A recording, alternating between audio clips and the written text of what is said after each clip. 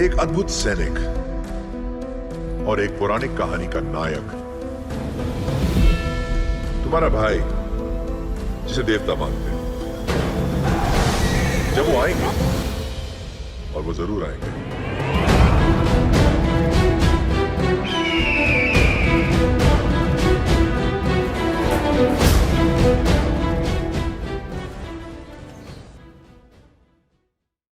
Adolf Hitler से कैसे मिले थे Netaji Subhash Chandra Bose?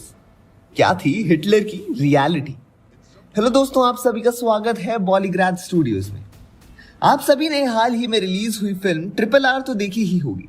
Film RRR based थी freedom fighters, independence, truth, love पर।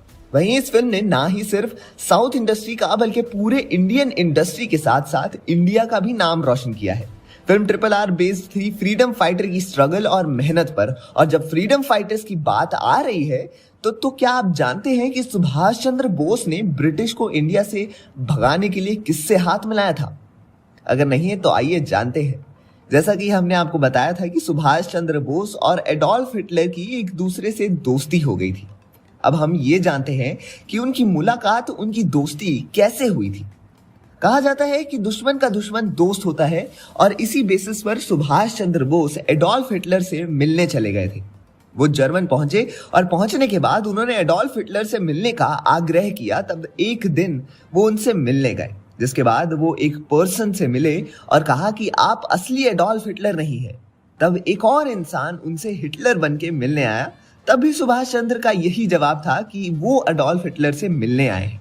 जब एडोल्फ हिटलर खुद आए, उसके बाद दोनों ने एक दूसरे से हाथ मिलाया, जिसके बाद एडोल्फ ने कहा कि आपने ये कैसे पहचाना कि ये दोनों असली एडोल्फ हिटलर नहीं है?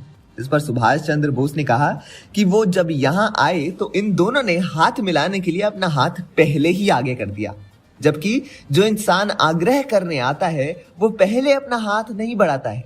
जिसे सुनकर एडोल्फ बहुत खुश हुए और उन्होंने उनके साथ देने का वादा किया। ग्रीक फिलोसोफर एरिस्टोटल ने कहा था कि 3 तरीके से लोगों को मनाया जा सकता है: इथोस, लोगोस और पैथोस। 10 मई 1933 को 25,000 से ज्यादा बुक्स को जलाया गया नाजी पार्टीज ऑफिशियल्स के थ्रू। उन्होंने कहा कि ये बुक्स इन जर्मन और एंटी नेशनल है। इससे पहले इन्होंने कई किताबों को बैन करने की भी कोशिश करी थी, लेकिन रेगुलरली हिटलर के अंडर जर्मनी में ऐसे बॉन्ड फायर इवेंट्स होते थे जहां किताबें जलाई जाती थी। इसमें हर टाइप्स की किताबें आती थी, जैसे मार्क्सिस्ट लिटरेचर, साइकोलॉजी, लिबरलिज्म और डेमोक्रेसी। ऐसे बुक्स जिसे ज्यूइश लोगों ने लिखा था। आर्ट्स, थिएटर जैसे कई फील्ड्स की बुक को जलाया जाता था। दुनिया के सबसे फेमस साइंटिस्ट एल्बर्ट आइंस्टाइन ने शुरू से ही बड़े ओपनली और पब्लिकली क्रिटिसाइज किया था हिटलर की पार्टी को। हिटलर के पावर में आने के बाद उन्होंने प्रोटेस्ट के तौर पर रेजिग्नेशन देने का फैसला किया था। उन्होंने ये भी कहा कि मुझे ऐसे देश का सिटीजन नहीं बनना है जहां पर इक्वालिटी प्रैक्टिस नहीं करी जाती।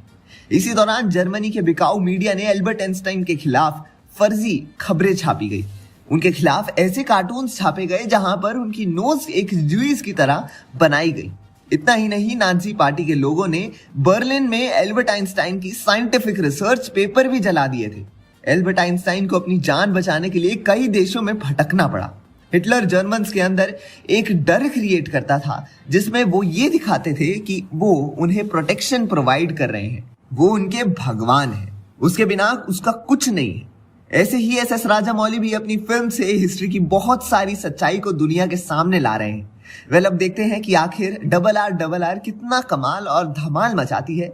आप अपने ओपिनियन हमारे साथ कमेंट बॉक्स में जरूर शेयर करें और देखते रहिए हमारा चैनल बॉलीग्राड स्टूडियोज।